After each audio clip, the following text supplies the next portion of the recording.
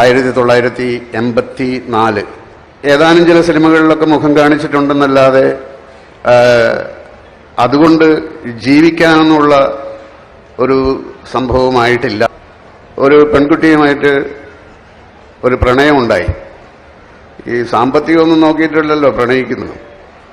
അങ്ങനെ ഞാനൊരു ദിവസം ഇന്നസെന്റിനോട് പറഞ്ഞു, ഞാൻ നാട്ടിലേക്ക് പോവുകയാണ്, 2 ദിവസം കഴിഞ്ഞിട്ട് എൻ്റെ കല്യാണമാണ്. പുള്ളി എൻ്റെ കയ്യിൽ ഒരു 400 രൂപ തന്നു.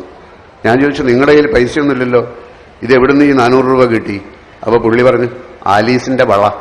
അപ്പം എൻ്റെ ബന്ധുക്കളെയൊക്കെ ഞാൻ വീട്ടിൽ അവിടെ ഒരാളെ വിളിച്ചു പറയുകയും ഒരു ഓട്ടോറിക്ഷ എടുത്തിട്ട് അവരെയൊക്കെ വിവരം പറയുകയും ചെയ്തു. ആരും വരണ്ട, വരാതിരിക്കാനാണ് ക്ഷണിക്കുന്നതെന്നുള്ള മട്ടിലായിപ്പോയി.